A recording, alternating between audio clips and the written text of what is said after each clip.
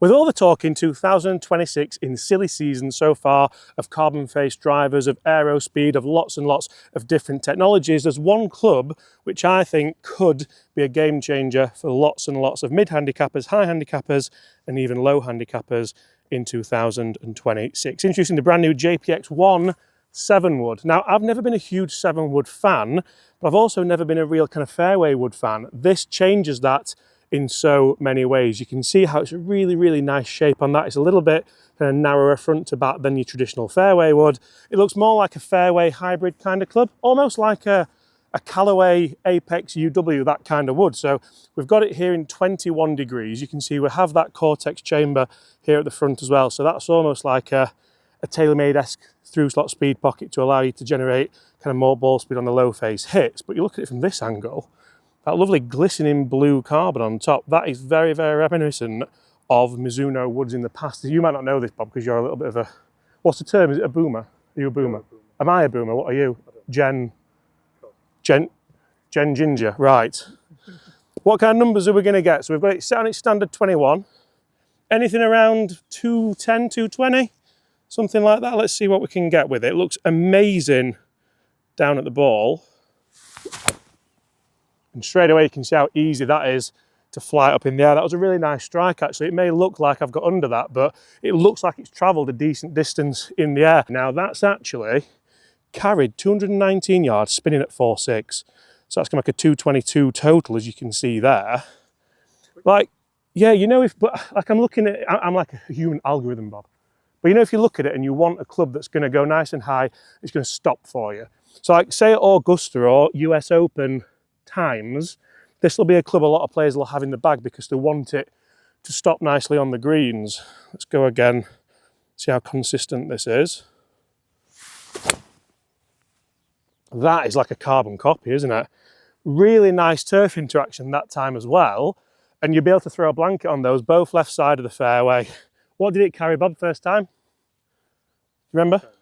220, 221, 4.6, exactly the same spin within like 20 revs, 227 total. I hit down on that one a little bit more, so we did take a nice little bit of a divot there, but realistically, as a club where, if you ask yourself, what distance holes do I generally play? So do I play a golf course at 75,000 yards, or meters if you like, Al? That'd be a lot, wouldn't it? A golf course? 7,500 yards. 75,000 would be a very long golf course. You know what I'm trying to say though, Bob? If you play long golf courses, which a lot of us don't because we play for enjoyment, so if your average par 4 is 320, 220 is enough, isn't it? Yeah. And if it's that accurate, do you need driver all the time? Can we flight it down? That'd be an interesting one. Move it back in the stance a bit and get the same distance. Totally different ball flight. I'm going to hold my hands up. That was a little bit heely. I'll be interested to see if that's dropped off in distance much. What do you think it's dropped that with that strike? 15 yards. Yeah, so it's a 201, 3,000 spin, but because it was lower, 224 total. Oh, so it's exactly the same total distance, even with a bit of a heely miss strike down the middle. Having the forgiveness of this is vital, but having the versatility is even more vital because you have to be able to play different shots with a club like this. And I attribute that to that different kind of shape on the back, whilst also having that lovely weight at the back to move CG back and enhance MOI. Should we continue? I'm loving this. What a club. Okay, so I hear what you're all saying. James, hitting, there's a little cobweb on there we go. If you're hitting a 7-wood off the tee, that's all good and well, James. Anyone can hit a 7-wood 200, 220 yards off the tee. Maybe not, but what's it like out of a bad roughy lie from 200 yards? So we've got the launch monitor behind us here. I'll set this so we can see carry distance and spin. So guys, a lot of you may have seen I've now put the full swing kit in play for all my product testing and golfing needs. I absolutely love the simplicity of this. I love the numbers it gives me and how consistent it is. And most of all, I love how easy it is to fit in my golf bag. If anyone wants to check it out, I'll link it in the description below. It's an absolute game changer for me. Lots of people have clicked the link already to check it out. So if you do, make sure you have a look, because for me, I think it's a no-brainer if you're serious about improving your golf and knowing your numbers. Because this is where I'd anticipate spin to drop, launch to drop, but this is where a club like this really does come into its own. That head shape, honestly, down at the ball, I'll give that a clean, still got a bit of mud on it. Do you see what I mean about it being like a little bit kind of narrower front to back? Yeah. Really, really nice. It could be a really good, almost like a utility club for lots of golfers. This is sat awfully, by the way, so I'm not expecting to get this on the green, but it'd be a huge bonus if we did. Oh, I struck that really bad. It's come out left. It might just chase up. We'll go and show you where they finish as well, because that... Is it on? I mean, if that's on, that's quite outrageous. Let's call that 180 carry for 3.5 spin, 204 total. And this is where the club doesn't have to be the most beautiful ball flight. It doesn't have to be the best looking club. As long as it works for you. Right, that one's sat in like a little bit of a kind of concave, so we'll see what we get there. Let's try and flight it up a bit more. Carry those bunkers. Look at that, Bob. That's what you want, isn't it? And that has pitched on the front edge. You can see we've done a little bit of digging there. And this is where, out of that lie, 211 carry, 4,500 spin. Now for me, this is where this club really does, we're not going to go out the divot. Should we just drop one, Bob? You know what? An old-fashioned drop. None of this. Not a proper Oh. drop. Oh, that's where you're supposed to practice your drops, isn't it? We have to gouge this out now. Anywhere like 150 upwards of this would be a really good effort. Look at that come out, that's going to be the best one. Go on. Keep chasing, that is on the middle of the green. So even out of that lie there, and you can see the turf interaction we've got there through that, because we've got the loft, because we've got the CG back, because we've got all that technology in here, that's allowed us, sorry Bob, to hit a shot that's carried 178, 2.8 spin, it's gone 204 total, so exactly the same numbers as that first shot we hit. If we're looking for consistency out the rough, we're looking for the potential of versatility out the rough like we've got there, I honestly think so far this could be an outstanding option for so many golfers. And it's not one I'd even think about, is it you? No. Like I've tested 7 woods and I've really just thought, meh, but Mizuno have absolutely nailed it with this one. So hats off to you all. So, we've got 3, like look how consistent they all are as well.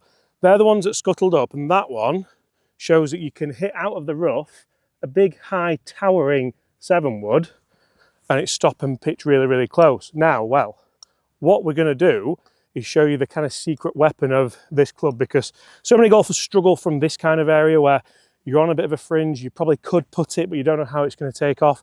You don't fancy a wedge because you could Brett Cooper it. But with this, a little bit of loft on there, nice back CG, you can just dink them, and even, I duff that, Bob, to be fair, you can get them just working towards the hole nicely. And the more you practice this, the better you, exactly, like the first one was bad, we can accept that, nothing's perfect, but the more you practice and the better you get, you can really start to gauge yourself a really, really good short game. So I could stand here all day, I could hit a couple of bad ones, especially if we're trying to talk to you at the same time, but we can also hit, let's face it, a couple of gimmies as well. So guys, that's a little bit of a secret weapon for you as well. There's one more area where I want to show you where this could come in absolutely clutch. And it's somewhere where not a lot of people think to plan for their rounds of golf. For lower scores. And that special place I was talking about earlier is, of course, par 3s. Here we're at the 18th hole here at Lindrick Golf Club, a par 3, one of the most notorious par 3s in UK golf. It's a really, really good hole, but it's also a very difficult hole. I find so many golfers, it comes to a par 3 and they have to just hit an iron because I'm not hitting a wood. But we've got 7 wood here. Can we hit the green a couple of times? Very difficult shot into the wind here. We're 205 yards out.